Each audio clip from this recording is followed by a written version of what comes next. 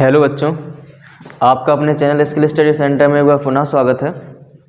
जैसा कि ये इम्पोर्टेंट क्वेश्चनों की सीरीज़ चल रही है, तो इम्पोर्टेंट क्वेश्चनों की सीरीज़ में ही ये जो माध्यक से रिलेटेड ये प्रश्न है, यानी सांख्यिकी जो अध्याय है कक्षा 10 में, उसमें से प्रश्न है।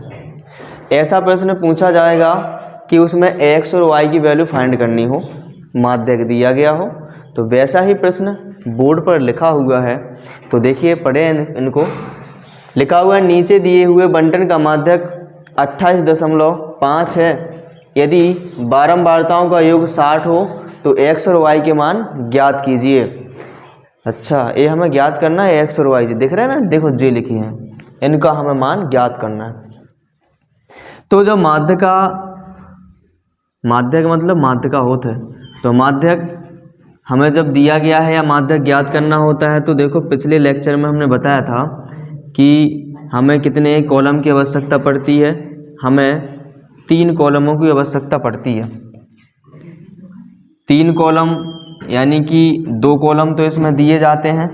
पहला कॉलम होता है वर्ग अंतराल का, तो वर्ग अंतराल का इसमें लिखा हुआ है, और दूसरा कॉलम इसमें बारंबारता का होता है, तो ये भी लिखा होता है इसमें।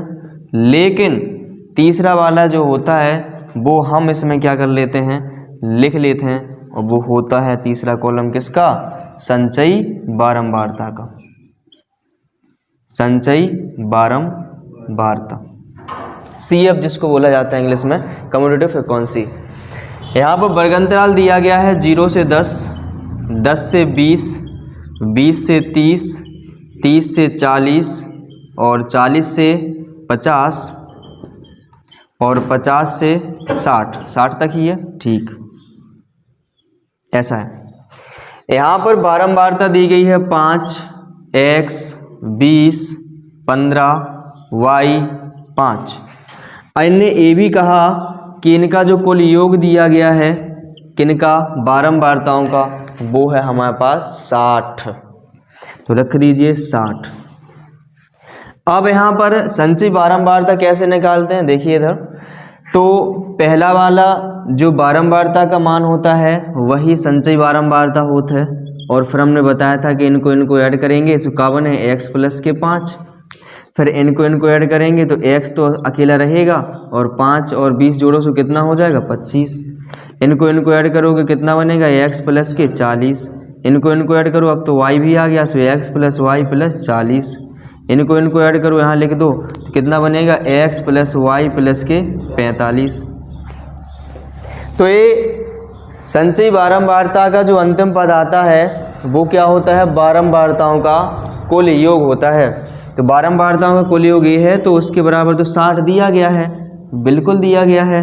और इसको हम लिख सकत क्या, इसमें n लिख सकत, और चूंकि इसके बराबर ये दिया गया है तो हम यहाँ लिखेंगे, चूंकि दिया है क्या, x प्लस के y प्लस के 45 बराबर में 60 दिया गया है, ठीक है। तो यहाँ पर हम बना लें x प्लस के y बराबर 45 उतार ले जाओ, माइनस के हो जाए, तो वहाँ पर बचेगा कितना, 15। तो एक क्वेश्चन पहला मान लो।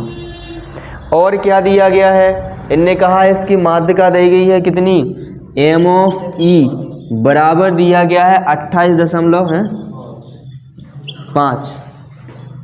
क्लियर, 28.5 इसकी माध्यका दी गई। जब माध्यका दी जाए, और जब माध्यका दी जाए तो उसमें हमें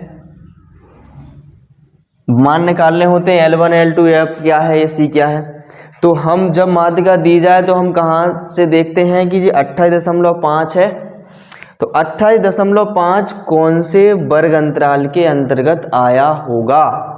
तो कौन से वर्ग अंतराल के अंतर्गत हुई है, 20 और 30 के बीच है ना जो संख्या, 20-30 के बीच संख्या है, अरे है 20 और 30 के बीच ये संख्या है, तो इसको माना जाएगा L1। यहाँ पर लिख लो, चूँकि 20-30 के मध्य है, और जब 20-30 के मध्य है तो यहाँ पर L1 20 हो गया और L2 क्या हो गया, 30।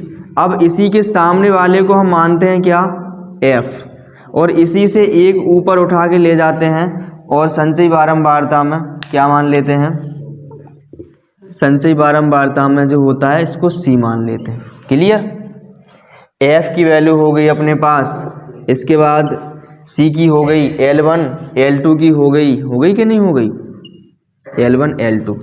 तो यहाँ पर हम लिख सकते हैं कि L1 बराबर कितना हो गया, L1 बराबर 20 हो गया, L2 बराबर 30 हो गया, F बराबर 20 हो गया, इसके बाद C बराबर x प्लस के 5 हो गया, ये लिखा है। माध्यिका दी गई है, माध्यिका का सूत्र लगा देते हैं और n बराबर 60 है ही अपने पास, तो लिखो ही है जो तो है ना।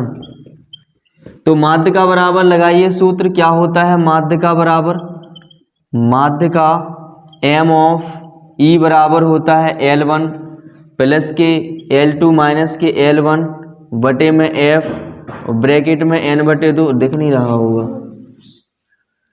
तो यहाँ पर हम लिखते हैं माध्यिका m ऑफ E बराबर क्या होता है L1 प्लस के L2 माइनस L1 बटे में F ब्रैकेट में n बटे 2 माइनस के C, ए होता है। तो माध्यिका की वैल्यू कितनी दी गई हैगी 28.5, तो रखिए इधर 28.5। L1 की वैल्यू कितनी है ना 20, प्लस के L2 की जो वैल्यू है 30 है, माइनस L1 की जो वैल्यू है 20 है, F की जो वैल्यू है वो 20 है, n बटे 2 करूँगा तो n की वैल्यू कितनी है 60 बटे में 2 माइनस, यहाँ पर C की वैल्यू देखो क्या है x प्लस 5 तो माइनस लगो तो ब्रैकेट लगा दो x प्लस 5। ओके, ये 20 को इस तरफ लेके आओ, सो 28.5 में से जो 20 का हो जाए घट जाए, ये इतने का बचे जो 10 बटे में 20, और यहाँ कितना हो जाएगा 30, माइनस अंदर गुणा कराओ इतना ही बनेगा, 1 0 से 1 0 उड़ा दो, यहाँ पर कितना बना 8.5 बराबर यहाँ बनेगा 1 बटे 2, और यहाँ कितना हो जाएगा 25 माइनस के x, इनको गुणा कराओ क्रॉस में, तो ई को ई में गुणा हुई है सो का बने, ई को ई में हो जाए सो 8.5 दूनी की देखो 17 बराबर में यहाँ 25 माइनस के x इतना ले आओ, जे उतना ले जाओ, इतना x आया सो प्लस को हो जाए, और जे इस तरफ ले जाओगे सो माइनस का हो जाएगा 17, और x बराबर कितना बन जाएगा यहाँ पर 8। x की वैल्यू आ गई। अब y की जान है तो हमारे पास समीकरण पहले दोगो है, तो x का मान समीकरण 1 में रख दो, तो y की आ जाए x का मान समीकरण 1 में रखने पर, तो यहाँ पर क्या बनेगा 8 प्लस के y बराबर 15, तो y बराबर 15 माइनस 8, y बराबर 7। तो लिखेंगे अतः, ये लिखना ना भूलें लास्ट में, अतः x बराबर 8 y बराबर 7, और यही हो गया हमारा आंसर।